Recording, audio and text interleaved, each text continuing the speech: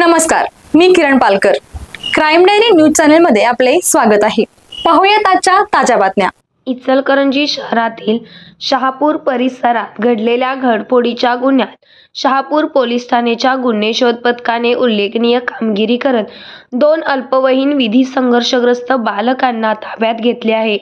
त्यांच्याकडून गुन्ह्यात चोरी गेलेले सोन्याचे मंगळसूत्र, 3 मोबाईल हँडसेट आणि 1 मोटारसायकल असा एकूण 1,14,000 रुपयांचा मुद्देमाल जप्त करण्यात आला आहे. तर या प्रकरणी महेंद्र छेडी यादव वय वर्ष 48 राहणार सावली सोसायटी शहापूर इचलकरंजी यांनी शहापूर पोलीस ठाण्यात फिर्याद दिली आहे. यादव व त्यांची पत्नी रात्री जेवण करून घरी झोपले असताना पत्नीने गळ्यातील सोन्याचे मणिमंगळसूत्र उशीजवळ काढून ठेवले होते. त्याच दरम्यान ग्रीन नसलेल्या स्लायडिंग खिडकीतून घरात प्रवेश करून अज्ञात चोरट्यांनी मंगळसूत्र व मोबाईल फोन चोरून नेल्याची घटना घडली होती. या प्रकरणी यादव यांनी शहापूर पोलीस ठाण्यात तक्रार नोंदवली. त्यानुसार अज्ञात चोरट्यांविरुद्ध शहापूर पोलीस ठाण्यात गुन्हा दाखल करण्यात आला होता. दरम्यान या गुन्ह्याची उकल करण्यासाठी पोलीस अधीक्षक कोल्हापूर योगेश कुमार गुप्ता, अप्पर पोलीस अधीक्षक अण्णासाहेब जाधव तसेच उपविभागीय पोलीस अधिकारी विक्रांत गायकवाड यांच्या मार्गदर्शनाखाली शहापूर पोलीस ठाण्याचे प्रभारी अधिकारी सूर्यवंशी यांनी गुन्हे शोध पथकाला सूचना दिल्या होत्या.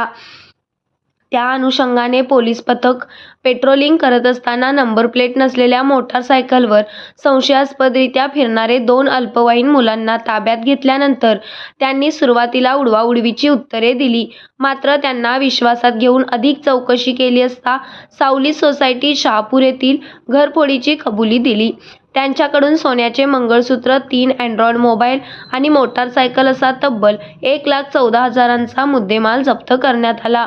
तर या प्रकरणी पुढील तपास शहापूर पोलीस ठाण्याचे पोलीस अंमलदार ज्ञानेश्वर बागर यांनी करत आहेत.